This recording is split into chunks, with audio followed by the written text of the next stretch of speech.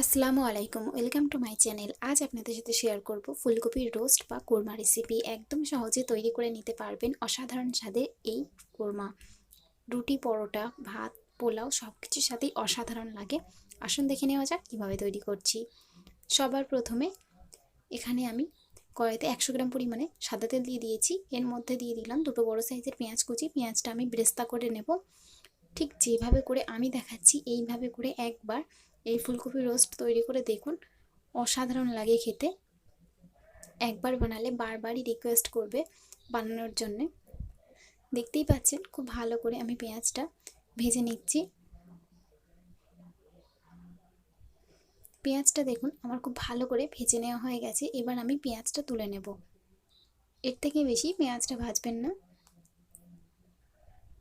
পেঁয়াজটা আমি তুলে নিয়ে ওই একই তেলের মধ্যে দিয়ে দেব 6 থেকে 7টা কাজু আর 20টা মতো কিশমিশ। খুব ভালো করে এবার আমি 30 সেকেন্ড থেকে 40 সেকেন্ড মতো এটা একটু ভেজে নিচ্ছি। এর থেকে বেশি ভাজার কোনোই দরকার নেই। দেখুন ভাজা হয়ে গেছে। এবার আমি এগুলো তুলে নেব। এগুলো তুলে নেওয়ার পরে ওই তেলের মধ্যেই দিয়ে দেব ফুলকপি। আমি এখানে একটা ফুলকপি টুকরো করে কেটে নিয়েছি, ঠিক এরকম সাইজের করে।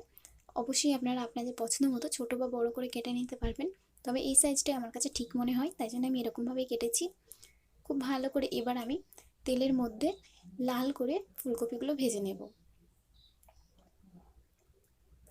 এখনও পর্যন্ত আমার চ্যানেলটা আপনারা সাবস্ক্রাইব না করে থাকলে অবশ্যই করে সাবস্ক্রাইব করে দেবেন। পাশের বেল আইকনে ক্লিক করে রাখবেন। যখনই আমি এরকমই নিত্য নতুন আর সহজ রেসিপি দেবো সবার আগে আপনাদের কাছে পৌঁছে যাবে।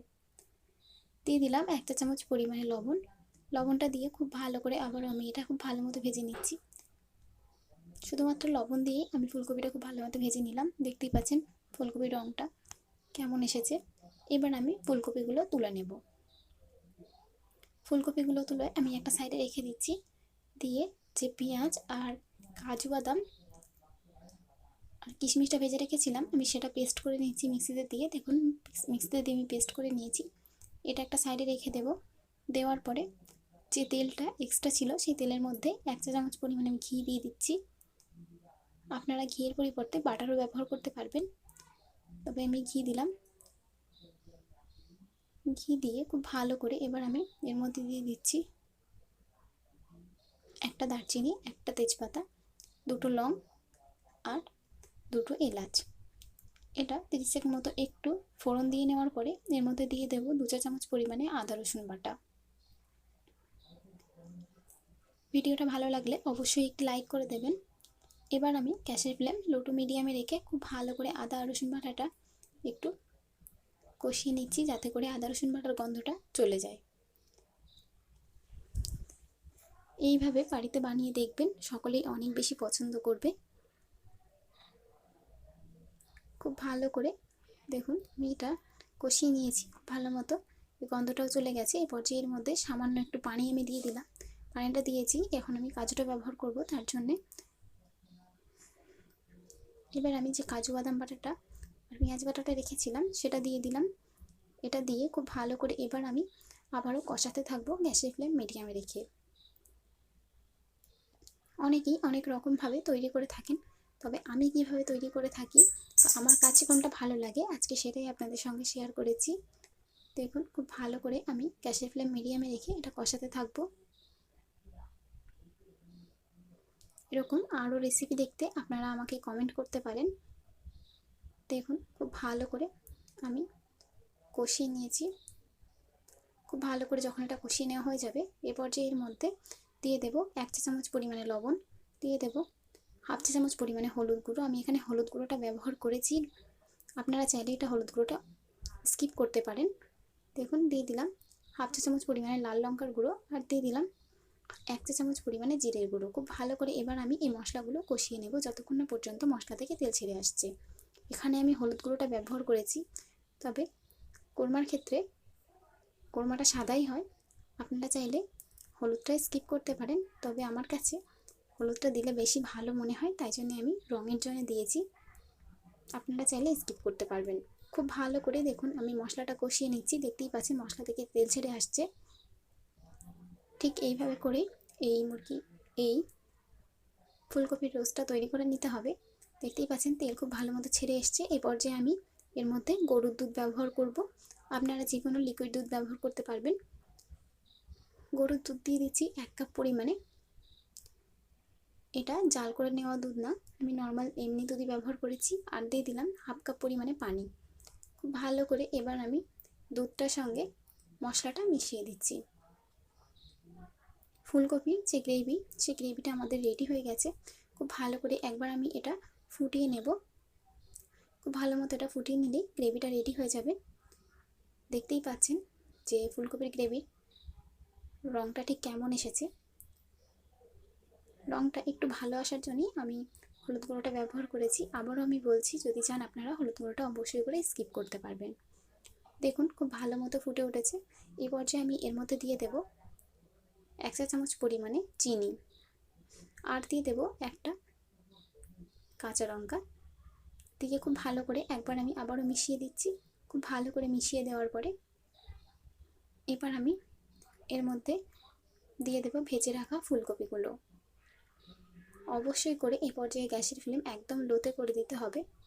লোতে করে দিয়ে এর মধ্যে ফুলকপিগুলো দিয়ে দেব। যেহেতু গ্রেভিটা খুব বেশি না, তার জন্যে গ্যাসের ফ্লেম লোতে রেখে এটা করে নিতে হবে। দেখুন দিয়ে দিলাম। দিয়ে দেওয়ার পরে খুব ভালো করে মিশিয়ে দিচ্ছি। খুব ভালো করে মিশিয়ে দেওয়ার পরে আমি এটা ঢাকা দিয়ে দেব।